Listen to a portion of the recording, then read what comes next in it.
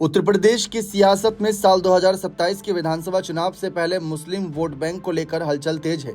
अब की बार नया नाम है चंद्रशेखर आज़ाद रावण। नगीना सांसद बनने के बाद अब उन्होंने मेरठ में दावा किया है कि 2000 मुसलमानों ने उनकी आज़ाद समाज पार्टी कांशीराम की सदस्यता ली है।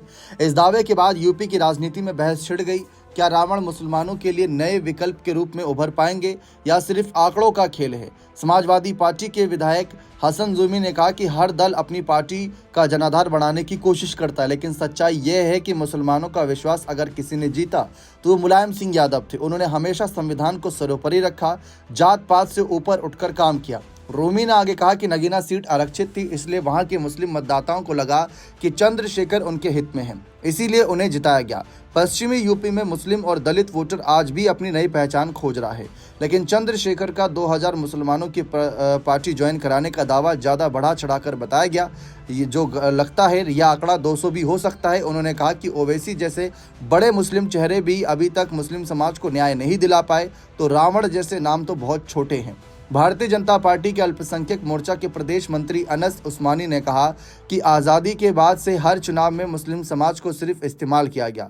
जब वोट चाहिए होता है तो याद किया जाता है, फिर भुला दिया जाता है। उन्होंने कहा कि अब मुसलमान जागरूक हो रहा है और समझ रहा है कि कौन उसका इस्तेमाल करता है और कौन उसका हितैषी है।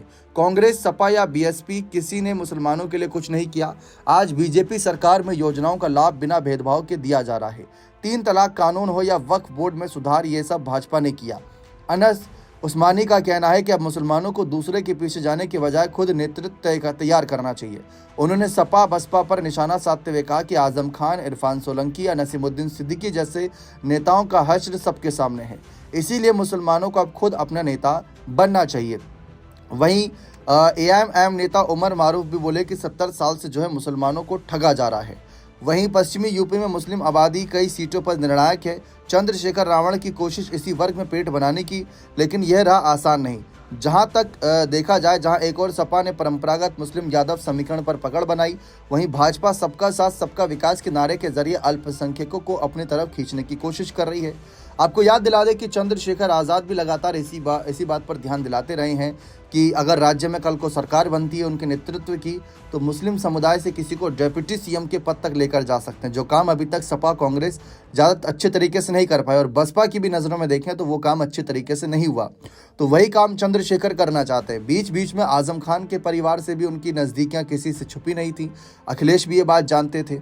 तो अब जिस तरीके से मुस्लिम वोटरों पर अपनी पकड़ को दिखा रहे हैं, क्या लगता है, क्या वे सही दावा कर रहे हैं या सिर्फ ये दावे हवाई हैं और चुनाव के वक्त ये दावे गलत साबित होंगे? अपनी राय कमेंट सेक्शन में अवश्य रखें।